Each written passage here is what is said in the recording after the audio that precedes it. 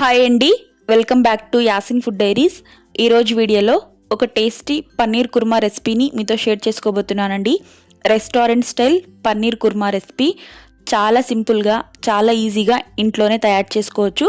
And gravy కూడా చాలా బాగుంటుంది. అండ్ ఈ పన్నీర్ కుర్మా రైస్తో అయినా, చపాతీతో అయినా, పుల్కా, రోటీ ఇలా దేంతో అయినా కూడా చాలా బాగుంటుంది. చేసుకోవడం కూడా చాలా ఈజీ అండి. మరి అస్సలు లేట్ చేయకుండా రెస్టారెంట్ స్టైల్ పన్నీర్ కుర్మా రెసిపీని ఎలా చేసుకోవాలో చూసేద్దాం. ఫస్ట్ స్టవ్ మీద ఒక ప్యాన్ని పెట్టుకొని 1 టేబుల్ స్పూన్ దాకా ఆయిల్ని వేసుకోండి.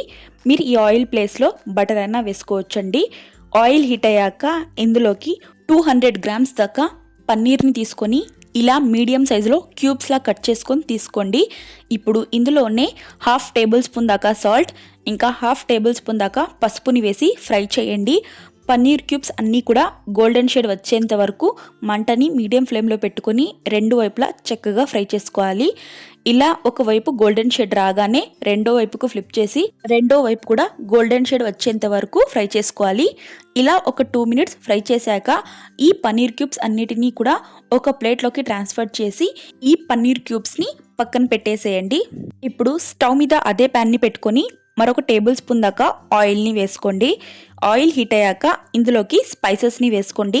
దాల్చిన చెక్క, లవంగాలు, యాలకలు, అలాగే 1/2 టేబుల్ స్పూన్ దాకా జీలకర్రను వేసి లైట్గా వేయించండి. ఇప్పుడు ఇందులోకి 1/2 కప్పు దాకా సన్నగా తరిగి పెట్టుకున్న ఉల్లి తరుగుని వేసి వేయించండి. ఈ ఉల్లి తరుగు లైట్గా వేగి ఆయిల్ చక్కగా సపరేట్ అయ్యేంత వరకు ఒక 5 మినిట్స్ పాటు వేయించాలి. ఇలా వేయించుకున్న తర్వాత ఇందులోకి 1 టేబుల్ స్పూన్ దాకా అల్లం వెల్లుల్లి పేస్ట్ని కూడా వేసి పచ్చి వాసన పోయేంత వరకు మీడియం ఫ్లేమ్లో పెట్టి వేయించండి. అల్లం వెల్లుల్లి పేస్ట్ని వేయించుకున్న తర్వాత 1/2 కప్పు దాకా సన్నగా తరిగి పెట్టుకున్న టమాటా ముక్కల్ని కూడా వేసి ఫ్రై చేయండి. ఈ టమాటాలు మెత్తగా మగ్గి ఇంకా ఆయిల్ చక్కగా సపరేట్ అయ్యేంత వరకు మీడియం ఫ్లేమ్లో పెట్టి వేయించాలి. ఇలా టమాటాలు మెత్తగా మగ్గి ఇంకా ఆయిల్ కూడా చక్కగా సపరేట్ అయ్యాక ఇందులోకి 1/2 టేబుల్ స్పూన్ దాకా సాల్ట్, 1/2 టేబుల్ స్పూన్ దాకా పసుపు, 1 టేబుల్ స్పూన్ దాకా ధనియా పౌడర్, అలాగే 1 టేబుల్ స్పూన్ దాకా కారంని వేసుకోండి. ఇందులోనే 1/2 కప్పు దాకా పెరుగుని తీసుకొని మెత్తగా స్మాష్ చేసుకొని వేసుకోండి.